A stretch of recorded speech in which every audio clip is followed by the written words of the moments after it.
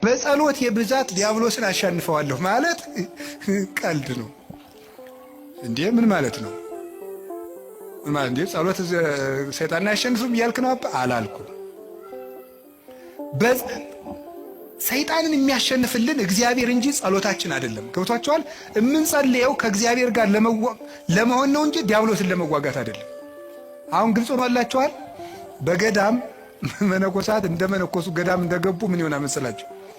ወዲያው እንደመነኮሱ አካባቢ እንሽላሊት ምናምን እየመጣ ያስፈራራቸዋል። በጣም ክፉ ነው። እንሽላሊቱ እያለ ሁሉ ያስፈራራቸዋል። እንዴው ምንኩስና አሁን እንደዚህ መሽለምለም እንዳይመስላችሁ ቢጫ ቢጫ አድርጉ እንደገባ ነው ስቃይ። አሁን ከፈለገ ምን ያደርገው? እንሽላሊቱን ሲጸልይ ፊት ለፊቱ ሳይት እንሽላሊት ይመጣል። ከዛ ሲበላ ደግሞ የቅድሙን እንሽላሊት ነው እኮ የምትበላ ይለዋል። ጦሙን እንዲውል ስለሚፈልግ ማለት ነው። ይዋጋዋል። እና ጀማሪ መነኩሴ ያልገባው ፈሊጥ ያላወቀው ምን ይላል መሰላችሁ? እንሽላሊቱ ማታ ሲመጣ ምንድን ነው የሚያደርገው? ፍካሬ ዘጻድቃን ወዘኃጥአን መዝሙር ዘዳዊት ሃሌሉያ ሲል እንሽላሊቱ አላለቀም፣ አልሄድም አለ። ዞር ብሎ ያየዋል ደግሞ አለ ነው 150 ነው የምዘልቀው ዛሬ ሰብህ ወለእግዚአብሔር በቅዱሳኑ አልሄድም። በቃ እንደዚያ እያደረገ አይደል ነው። አሁን ደግሞ እንታያለን በስግደት ደግሞ 300 ሲሰግድ አለ።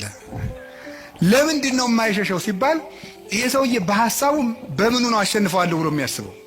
በጸሎት በእግዚአብሔር ቸርነት ቢል ግን አንድ አቡነ ዘበሰማያት እንዳለ ይጠፋል።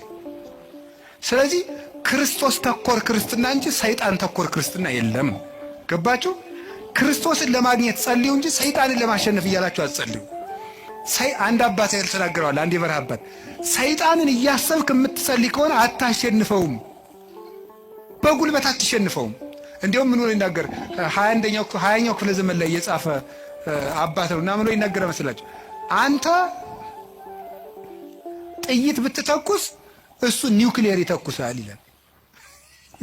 ከ50 ዓመት በፊት የተጻፈ መጽሐፍ ነው። ሰይጣንን ለማሸነፍ አንተ ጥይት ተኩስ ኒውክሊየር ተኩሳል። ለምን? የ7000 ዓመት የውጊያ ልምድ ያለው ጀግና ነው እሱ።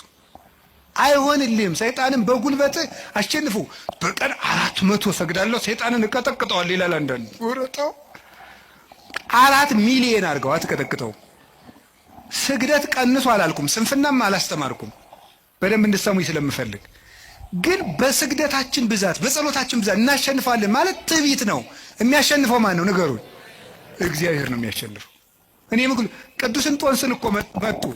ቅዱስ እንጦንስ ከባቱ ከሚጸልዩበት መሃል ምን መስል አጋንንት በሙሉ የሰውዬ እንግዲህ ብለው ማስወጣት ሳቃታቸው ቢሉ አንድ